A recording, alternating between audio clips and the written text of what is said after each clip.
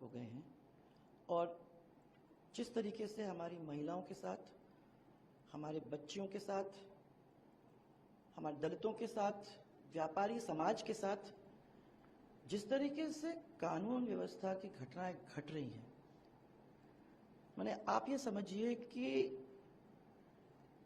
तार तार हो रहा है। और मैं अभी आपके ही फिगर्स देख रही थी, महिलाओं के खिलाफ सबसे ज्यादा आपराधिक घटनाएं यहां राजस्थान में हुई हैं। 54 महीने में 10 लाख से ज्यादा आपराधिक घटनाएं हुई हैं। 7,500 से ज्यादा निर्दोषों की हत्याएं हुई हैं। महिलाओं के साथ अत्याचार और दुष्कर्म 2 लाख मुकदमे ऐसे दर्ज कराए गए। दुष्कर्म की करीबन 33,000 घटनाएं हुई हैं, जो इस देश के 22% है। दुखद है कि दुष्कर्म की घटनाओं में राजस्थान नंबर 1 प्रदेश बन गया है। मुख्यमंत्री के गृह क्षेत्र में महिलाओं के खिलाफ अपराध की घटनाएं हो रही हैं, परंतु सब चुप हैं, कोई बोल ही नहीं रहा है इस पे। मीडिया की खबरों के अनुसार राजस्थान में प्रतिदिन औसतन 18 से 19 रेप, हर दिन औसतन 5 से 7 मर्डर, और कांग्रेस की गहलोत की सरकार में हजारों महिलाओं के साथ बलात्कार की घटनाएं घटी जा रही हैं, परंतु ना कोई बोल रहा है उनकी सरकार का, ना पुलिस आगे बढ़ रही है।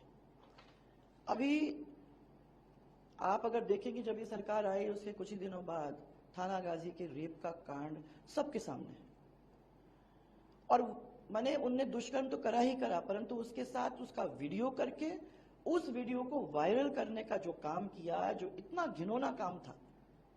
फिर भारतीय जनता पार्टी लगी, तब इस केस का खुलासा हुआ, नहीं तो इसके पीछे कोई सरकार की ओर से कोई काम हो ही नहीं रहा था। इसके साथ साथ जोधपुर के अंदर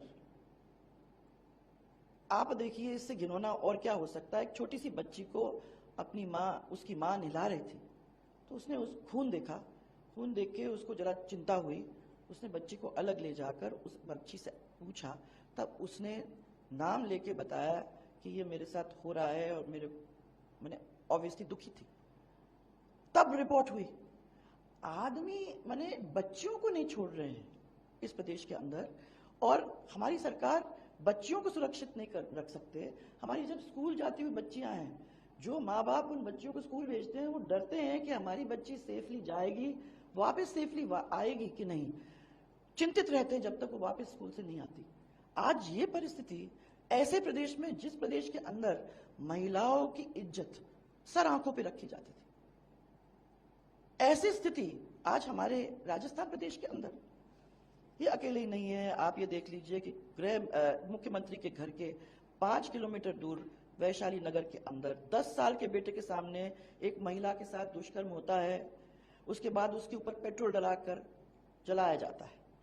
करौली के अंदर आपने कुछ ही समय पहले ये बात निकल के आई थी, एक लड़की के साथ दुष्कर्म होता है, उसको गोली मारी जाती है, उसके ऊपर एसिड डाला जाता है और फिर उसको कुएं के अंदर फेंका जाता है, उसकी बॉडी कुएं से रिकवर होती है। इसी तरीके से आप ये देख लीजिए, एक सिख बच्ची के साथ अलवर के अंदर गैंग रेप होता है और उसके बाद उसका मर्डर कर दिया जाता है। पर उससे और खराब एक बच्ची जो रियली भयावह है, दलित युवती के साथ गैंग रेप करके, जिसमें बताते हैं पुलिस वाले भी शामिल थे। वो बेचारी गूंगी थी, बहरी थी। माने आप ये समझिए कि रक्षक ही अगर भक्षक बन जाते हैं तो इस प्रदेश का क्या हाल आगे चल के होने वाला है।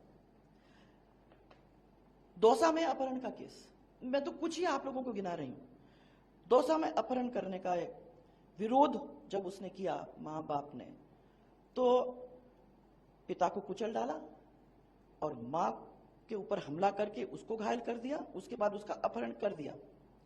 ये क्या है और कब और कैसे रुकेगा? राजधानी के अंदर आत्मदाह का मामला सामने आया, माने चरम सीमा पे है महिला उत्पीड़न। और मैं महिला उत्पीड़न, बच्चियों की तो बात कर ही रही हूं, परंतु दलितों के साथ भी कोई इन्होंने छोड़ा नहीं है। 2022 के अंदर राजस्थान में दलितों पर 8,000 से ज्यादा मुकदमे दर्ज हुए। पाकिस्तान से आए जो हमारे हिंदू शरणार्थी, उनके घरों के ऊपर बुलडोजर चला दिया। और रोहिंग्यों को बसाने के लिए उनको राशन कार्ड दिया जाता है। ऐसी सरकार, मैं तो समझती हूं कि राज्य में रहने की कोई अधिकार नहीं। ये तो मैं कुछ ही बातें आप लोगों के सामने रख रही हूं। मैं तो देख के इतनी आहत हूं, खुद महिला होने के नाते मैं आहत हूं कि मेरी महिलाओं के साथ इस तरीके का राजस्थान के अंदर आज काम हो रहा है। ऐसी सरकार को इस कुर्सी में बैठने का कोई भी अधिकार नहीं है। मैं तो समझती हूं कि शर्म होती तो रिजाइन कर जाती।